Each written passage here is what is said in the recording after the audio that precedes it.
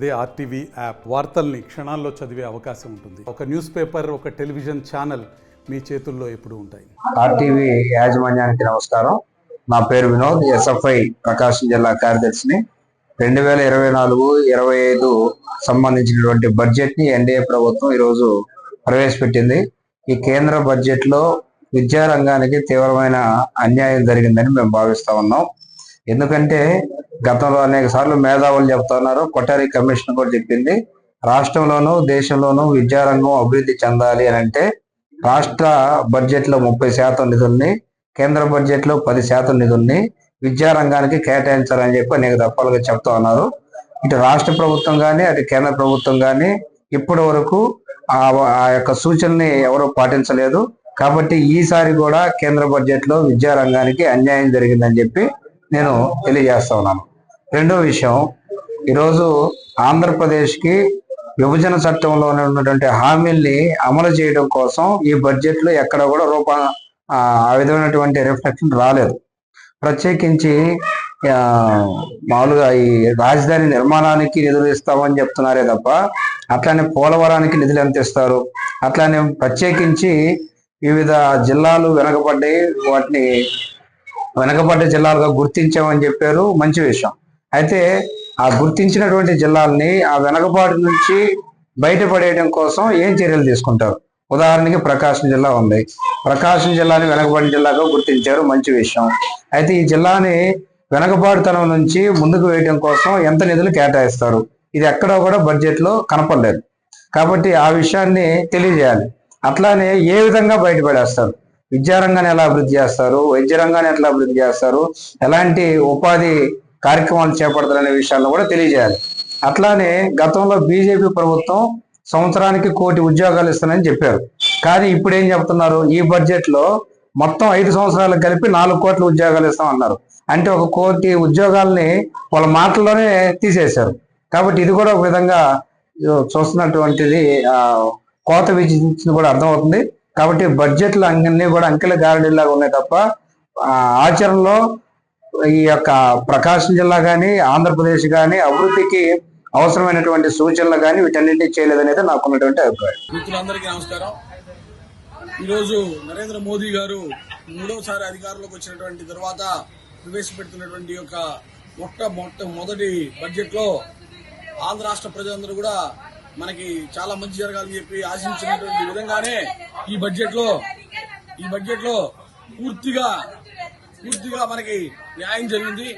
మరి ప్రత్యేకించి అమరావతి రాజధానికి 15,000 కోట్ల రూపాయలు నిధులు కేటాయిస్తాము, బహుళజాతి సంస్థల ద్వారా కూడా నిధులు 15,000 కోట్ల రూపాయలు కేటాయిస్తామని చెప్పడం నిజంగా శుభసూచకం చెప్పి తెలియజేస్తున్నాము. అలాగే పోలవరాన్ని కూడా సత్వరం నిర్మాణం పూర్తి చేసి ఆ కార్యక్రమాన్ని కూడా చేపట్టడం, అలాగే R&R ప్యాకేజ్ కానీ అన్ని కూడా పూర్తిగా సహకరిస్తామని చెప్పి అతి త్వరలోనే పోలవరాన్ని కూడా పూర్తి చేయడానికి కేంద్ర ప్రభుత్వం పూర్తి సహకారం అందిస్తామని చెప్పడం కూడా మనకి శుభసూచకం. మరి అలాగే విశాఖ చెన్నై కారిడార్ ని కూడా మేము దానికి స్పెషల్ గా నిధులు ఇచ్చి ఆ కార్యక్రమాన్ని కూడా చేస్తామని చెప్పి బడ్జెట్ లో చెప్పడం చాలా శుభసూచకం అని చెప్పి తెలియజేస్తున్నాము.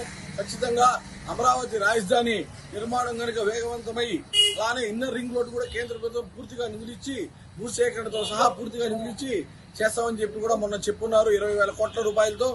ఆ విధంగా ఇన్నర్ రింగ్ రోడ్డు కానివ్వండి, అమరావతి నిర్మాణం పూర్తిగా పనులు ప్రారంభమైనటువంటి వెంటనే ఖచ్చితంగా ఈ రాష్ట్రానికి ముఖ చిత్రం మారిపోయేటువంటి పరిస్థితి ఏర్పడుతుంది. ఖచ్చితంగా ఈ పనులన్నీ కూడా వేగవంతమైన తర్వాత అనేకమైనటువంటి కంపెనీస్ ఈ రాష్ట్రానికి వచ్చేటువంటి అవకాశం ఉంది. పారిశ్రామికంగా కూడా కేంద్ర ప్రభుత్వం ఆంధ్రప్రదేశ్ కి పారిశ్రామికంగా కూడా పూర్తి సహాయ సహకారాలు ఇచ్చి ప్రత్యేక కంపెనీలు రావడానికి కూడా సహకరిస్తామని చెప్పి ఉన్నారు. కాబట్టి ఈ రోజు జరిగినటువంటి బడ్జెట్ లో ఖచ్చితంగా ఆంధ్ర రాష్ట్రానికి నిజంగా శుభసూచకంగా ఈ బడ్జెట్ ని మనం చెప్పుకోవచ్చు. మనం కనుక పరిశీలించినట్లయితే విశాఖ చెన్నై కారిడార్ పనులు కానీ ప్రారంభమైనట్లయితే ఈ తీర ప్రాంతంలో మొత్తం బ్రహ్మాండమైనటువంటి ప్రగతితో అనేకమైనటువంటి టూరిజం హబ్ గా ఈ రాష్ట్రం వస్తుంది. భారతదేశంలోనే అత్యంత సుమారు 1000 కిలోమీటర్ల సముద్ర తీరం ఉన్నటువంటి ప్రాంతం మన ఆంధ్రప్రదేశ్ ప్రాంతం.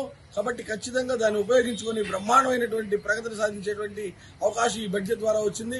అలానే రైల్వేల్లో కూడా అధికంగా మరి కేటాయింపులు చేయడం జరుగుతూ ఉంది.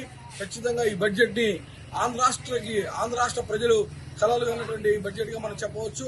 అలానే వెనకబడినటువంటి జిల్లాలైనటువంటి ప్రకాశం కానీ రాయలసీమ ఉత్తరాంధ్ర అన్నిటి కూడా నిశ్చయంగా నిధులు కేటాయింపు చేస్తామని కూడా బడ్జెట్ లో మనకి హామీ ఇస్తున్నారు. కాబట్టి ఖచ్చితంగా ఈ బడ్జెట్ ని పూర్తిగా మేము స్వాగతిస్తూ ఇందుకు కారణమైనటువంటి మన నిర్మలా సీతారామన్ ఆర్థిక శాఖ మంత్రి వర్యులు గారికి, అలాగే నరేంద్ర మోదీ ప్రధానమంత్రి గారికి, ఇది సాధించినటువంటి ముఖ్యమంత్రి నారా చంద్రబాబు నాయుడు గారికి అందరికీ కూడా ప్రత్యేక ధన్యవాదాలు తెలియజేస్తూ సెలవు తీసుకుంటున్నాను. యాజమాన్యానికి మొట్టమొదట నా ప్రత్యేకమైనటువంటి ధన్యవాదాలు. ఇవాళ చాలా రూపకల్పన చేసినటువంటి కేంద్ర బడ్జెట్ ఈ రాష్ట్రంలో అనగా మన ఆంధ్రప్రదేశ్కు ఇచ్చినటువంటి రాయితీలు ఒకసారి చూసినట్లయితే వీటన్నిటికి కూడా జేజేలు జిందాబాద్ కలపవలసినటువంటి కూటమి ప్రభుత్వంలో ప్రధానమైనటువంటి నాయకుడు శ్రీ నారా చంద్రబాబు గారికి, అలాగే శ్రీ పవన్ కళ్యాణ్ గారికి, బీజేపీ ప్రభుత్వానికి మనం ధన్యవాదాలు తెలపవలసిన అవసరం ఉంది. వీరు ముందుకెళ్ళినటువంటి వ్యూహ ప్రతివ్యూహాలకు అనుగుణంగా అమరావతి అనేటువంటి రాజధానిని నిర్మించడానికి రాష్ట్రంలో 15,000 కోట్ల రూపాయలు మనకు సహాయం చేయటమే కాదు, అభివృద్ధికి అనుగుణంగా ఎక్కడైతే మౌలిక వసతులు కల్పించాలో రాష్ట్ర రాజధానిలో అనుగుణంగా మనకు ఇచ్చేటువంటి నిధుల కోసం ఇస్తామనేటువంటి ప్రకటన, రైతులకు ఇచ్చినటువంటి ధరలలో నియంత్రణపై ఇచ్చినటువంటి పద్ధతి, అలాగే యువతకి ఇచ్చినటువంటి ఉద్యోగ రూపకల్పనలు, పూర్వోదయ పథకాలు, తర్వాత సామాన్య మానవుడు నిత్యం ఉపయోగించేటువంటి మొబైల్ ఫోన్లు కానీ ఛార్జీల మీద కానీ తగ్గించినటువంటి ట్యాక్సెస్ ను హర్షింపజరుగుతా ఉంది. మనకు వచ్చినటువంటి ప్రత్యేక రాష్ట్రంలో రాయలసీమ జిల్లాలకు, ఉత్తరాంధ్రలో మరియు ప్రత్యేకంగా ప్రకాశం జిల్లాలకు ఇచ్చినటువంటి పేద దళిత బహుజన వర్గాలు ఆర్థికంగా వెనుక ఉన్నటువంటి ఈ ప్రాంతాన్ని అభివృద్ధి చేసుకోవడానికి, ఆర్థిక అభివృద్ధి పొందడానికి ప్రత్యేకమైనటువంటి ప్యాకేజ్ ఇవ్వడం అనేది ఈ రోజు శ్రీ నారా చంద్రబాబు నాయుడు గారు ఇచ్చినటువంటి వ్యూహం కాదా అని నేను అడుగుతా ఉన్నా.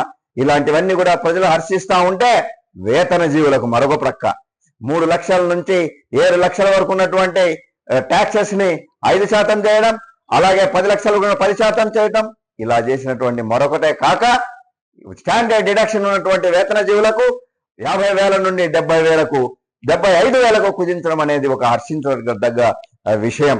ఇదే కాదు, యువతకు ఉద్యోగ రూపకల్పన, దానికి ఒక రకమైనటువంటి ఉదాహరణ తీసుకుంటే ఈ దేశంలో 25,000 మందికి ప్రతి సంవత్సరం స్కిల్ ని డెవలప్ చేసి ఒక రకమైనటువంటి బ్రహ్మాండమైన ఉద్యోగ రూపకల్పన చేసినటువంటి ఒక పథకం. ఇదే కాదయ్యా, ఈ రాష్ట్రంలో పారిశ్రామికంగా అభివృద్ధి చేయడానికి మనకున్నటువంటి ఓరకల్ అనే ప్రాంతంలో ఓ పారిశ్రామికరణ అభివృద్ధి చేయడానికి ప్రత్యేకంగా విడుదల చేయబడినటువంటి నిధులు, రైల్వే లైన్లకు కానీ, అదేవిధంగా చెన్నై నుండి వైజాగ్ తయారైనటువంటి వస్తువుల మీద సుంకం తగ్గించారు, అలాగే వెండి బంగారు మీద తగ్గించారు, అలాగే గ్రామీణ అభివృద్ధికి కూడా సుమారు 2.66 లక్షల కోట్ల నిధులను ప్రకటించడం. మరీ ముఖ్యంగా తీసుకుంటే ఇంకొక ముఖ్య విషయం ఏంటంటే కూరగాయలు పండించేటువంటి రైతులకు ప్రత్యేకమైనటువంటి రాయితీలు ఇవ్వబోతా ఉన్నారు.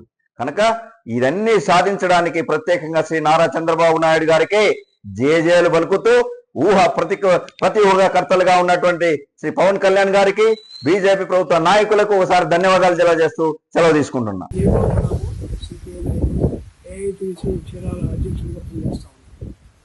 ఈ రోజున కేంద్రం ప్రకటించిన బడ్జెట్ స్వామి చెప్పినట్టుగా సర్వేజన సుఖనోభవంతో సామెతలాగే ఉన్న తప్పనిచ్చి ఈ రాష్ట్రాన్ని ఒరగూడింది ఏమీ లేదనేదే ప్రధానంగా మేము భావిస్తూ ఉన్నాం. 15,000 కోట్లు అమరావతికి అనేది ఒకటి మాత్రమే తప్పనిచ్చి ప్రకటించారు తప్పనిచ్చి మిగిలిన వాటన్నిటి కూడా ఏదో హామీలుగా చూస్తాము, చేస్తాము, ప్రకటిస్తామని చెబుతున్నారే తప్పనిచ్చి ఎటువంటివి కూడా ప్రకటించలేదు. కాబట్టి ఇది చాలా దురదృష్టకరం. ఎందుకంటే ప్రధానమైనది ఈ రాష్ట్రానికి పోలవరం, ఇది రైతులకు ఎంతో వరం. అటువంటి పోలవరానికి నిధులు కేటాయించకపోవడం అనేది చాలా ఇబ్బందికరమైంది. ఈ రాష్ట్రాన్ని అసీకక విభజిత రాష్ట్రము, ఈ 5 సంవత్సరాలు దివాళా తీసిన రాష్ట్రము, ఈ రోజున కేంద్రం కనుక సహాయం చేయకపోతే ఈ రాష్ట్రం అధోగతి పాలయ్యే పరిస్థితి ఉంది. అందులో ఎన్డీఏ గవర్నమెంట్లో మిత్రపక్షంగా ఉన్నటువంటి ఈ ప్రభుత్వం కేంద్ర ప్రభుత్వం బడ్జెట్లో ప్రవేశపెట్టకపోవడం అనేది చాలా దురదృష్టకరం అనేది మేము భావిస్తూ ఉన్నాం. అలాగే ముఖ్యంగా వెనుకబడిన జిల్లాలకి ప్రత్యేక ప్యాకేజీ గతంలో ఇస్తామని చెప్పారు. అది కూడా ఈ రోజున అదే మాట ఇస్తామని చెబుతున్నారు. ఎంత ఇస్తారు ఏందనేది ప్రకటించకపోవడం అనేది అనుమానించాల్సిన పరిస్థితిగా ఏర్పడుతూ ఉంది. అలాగే విశాఖ జిల్లా స్టీల్ ప్లాంట్ని కూడా ప్రైవేటీకరణ చేస్తామని గతంలో ప్రకటించున్నారు. దాన్ని ఆపుతారా లేదా, ఇది ప్రభుత్వ రంగ పరిశ్రమలో ఉంటుందా లేదా అనేది కూడా మనం ఆలోచించాలన్న పరిస్థితి ఈ బడ్జెట్లో పెంచింది కనుక ఈ బడ్జెట్ సంపూర్ణంగా పేదలకు వ్యతిరేకమైన బడ్జెట్ అనేది మేము భావిస్తున్నాము. ఇది ధనికులకు అనుకూలమైన బడ్జెట్గానే ఇది కనపడుతున్నది అనేది ముఖ్యంగా మేము చెప్తున్నాం. ఏదైతే బీజేపీ పార్టీ ధనికులకు అనుకూలమైన పార్టీ కాబట్టి ఆ విధంగానే ఈ బడ్జెట్ ప్రవేశపెట్టారనేది సిపిఐకి మేము భావిస్తూ ఉన్నాం. మరిన్ని వీడియోస్ కోసం ఛానల్ ని సబ్స్క్రైబ్ చేయండి. లేటెస్ట్ అప్డేట్స్ కోసం వాట్సాప్ ఛానల్ ని ఫాలో చేయండి. అండ్ లింక్ డిస్క్రిప్షన్ లో ఉంది.